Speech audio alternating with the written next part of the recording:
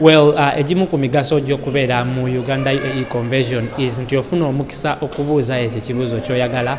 So waliwo ebyatambuzibwa nti NSSF egenda kuba esala sente za savings eri buli Munnayuganda yenna ali e Bulaaya oba ali e Buwarabu in specific I may say.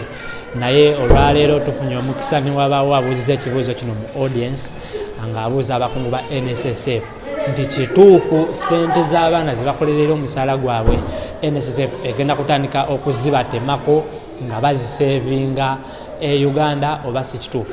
Era omukulu n'addamu ekibuuzo kino era nga yakiise nti oyo yali propaganda era engeri gyazzeemu ekibuuzo kino njagala naawe weewulirireko.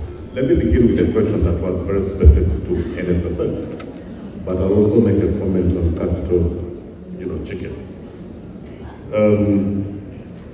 You've had stories that NSSF intends to deduct money from people that are employed in the diaspora. Is that true or not?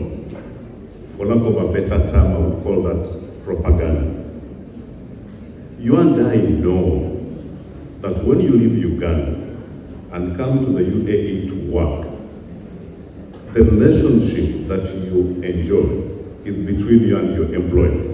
The government of Uganda has got no legal mechanism to be able to enforce deduction of social security in a foreign country. So that's why I tell you that is propaganda. Government of Uganda exercises that control back home in Uganda. If you're employed in Uganda, the government has put in place laws such as the NSSF Act that enables your employer to deduct from you. But if you're employed in UAE, if you're a domestic worker, if you're a business worker, if you're working in a factory in Dubai, our government has got no legal mechanism to enforce a deduction on your salary. So that is pure propaganda. I think some people are simply interested in tarnishing everything that happens back home.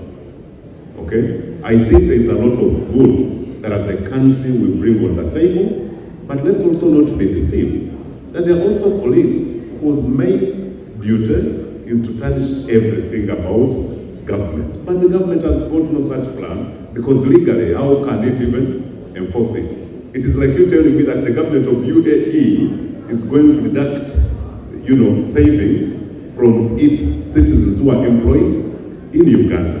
How does it do it? So it is propaganda. Propaganda aside, what is true? What is true is that given the amendment to the NSSF Act that Parliament passed last year and was assented to by the President, the Act introduces voluntary contributions. And please mark the word voluntary, meaning that all Ugandans globally, regardless of where you are working, you've got a choice to make voluntarily, whether you want to enroll and begin doing voluntary saving. Today, we've got hundreds of people employed in the UAE who are voluntarily saving their money with NSSF. But the key word is voluntary. Of course, if you ask me, I would encourage you that it makes a lot more business sense to join voluntarily and save with an institution that will not disappear like Capital Chicken. Such that when you go back home 10 years down the road, you're certain that your money is safe with NSSF. But that is your voluntary decision. Okay. Then the last comment that I want to make is on Capital Chicken. I think sometimes before you blame the institutions and blame government and blame Parliament and blame everyone else, the primary responsibility to do due diligence is on yourself. You cannot, I was talking to someone who lost money in Capital Chicken. They were told, bring your money, we buy chicken rare on your behalf and you make a profit. And this person never saw a single chicken, but went ahead and put in their money. How do you invest in chicken that you've never seen? Number one. Number two, is the business where you're putting your money regulated? If you had gotten your money and put it in housing finance bank and put it in post tabak, these are regulated financial institutions. You've got an address. You've got Bank of Uganda to go and say, this bank has disappeared with my money. But if you invest in a sham business that does not exist, that is not regulated by any institution, then you've got yourself to blame. If you go to the website of Capital Markets Authority, it will give you all entities that they have license to do business. So my emphasis to you as individuals is to take due care, do due diligence, but ensure that the company, the institution where you're investing your hard-earned money is licensed and is regulated, not just dealing with fraudsters that just don't exist. Also, thank you.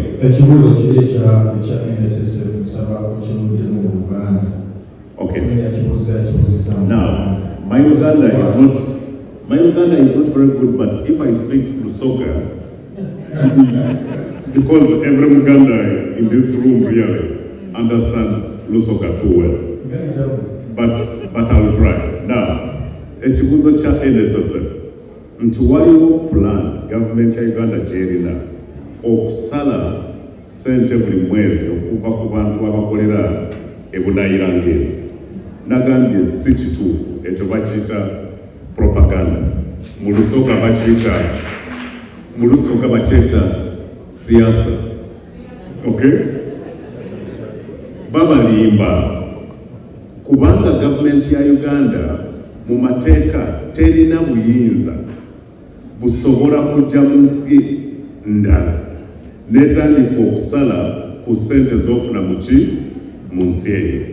Obuyinza obwo gavumenti ebulina ewafewa e Uganda. Parliament yateekawo etteeka lye tuyita NSSF Act nti buli mukozesa yenna, buli employer yenna ng'aliwa Uganda, abakozi balina okubateerayo ebitundutundu 15 ku sente ze bafuna. Naye ekyo kikolebwawa Uganda. Naye gwali ebunaayira Parliament yakola ennongoosa mu tteeka nti naawe oba osobola nga weeyagalidde osobola okwewandiisa n'ekitabo ky'abakozi ekya NSSF n'osobola okweteekerayo sente z'obeera osobodde era mu budde bw'okola ki bw'osobola. Nti mu tteeka eyo osobola okuteekayo sente zitaka wa 15, osobola okuteekayo buli ssaawa, buli lunaku, buli mwezi, buli ddakiika. Kikuyamba nga gwe omuntu wa bulijjo okutereka nti bwe nabeera e Dubai emyaka 10 n'enzirayo ewaka kiki kye neeterekedde, kubanga tukimanyi nti wano gye muli mwene ensi temulina mechanism ebayamba okutereka sente mu ngeri NSSF gyekikolamu. So bw'oba osobodde era ng'oyagadde, tukusaba osobole okugulawo akawunti gwe mwennyini bw'oba okoze ki oyagadde. Naye si kituufu nti gavumenti yaffe eya Uganda egenda kutandika kubasalako sente kubanga ekikola etya terina ngeri. Sisitimu yaffe ekolawa Uganda tekolawa. Naye nze nga Sajjati Geoffrey nkubiriza nti bw'oba osobola wanditeesayo sente kubanga kikulu nnyo, other than okuziweereza muganda wo oba boyfriend oba girlfriend n'okomawo ng'abadde akuweereza ebifaananyi nti yazimba enju, oli seko ziteeka mu NSSF kubanga w'okomerawo ziba zikoze ki zikuze ate nga weziri. Well, some of the reasons as to why we should come to the convention is things like this. Now you get to ask those burning questions that you have on your heart. Abakugu oba abali responsible, and then they get to respond to you ebibuuzo bino. So ngenda kubamba menyera ebibuuzo ebyenjawulo abantu bye bazze babuuza, and then you get to know gwatabaddeewo responses zaabo abali responsible mu departments ez'enjawulo bakyogerako ki. Era njagala okukubiriza nti convention eno egenda kubeerawo olunaku lw'enkya ku Sunday nga lwe lusembayo, era luno olunaku kwe kuli diaspora day nga kugenda okubeera ne Miss Uganda UAE nga tumucrowninga, so you don't want to miss okuyingira kwabwerere ku conversion. Ebyokulya n'okunywa byonna nabagambye biri on the house, you don't need to pay anything. So enkya bw'oba oli off, the only thing you need to do is to come to the conversion, and then you get to experience a different vibe away from home, or you get to interact with fellow Ugandans abali wano mu UAE, n'okunetworkinga n'abantu abamatalinga mu bulamu. You never know, your next job might be at the Uganda UAE conversion. Tubalinze olunaku lw'enkya.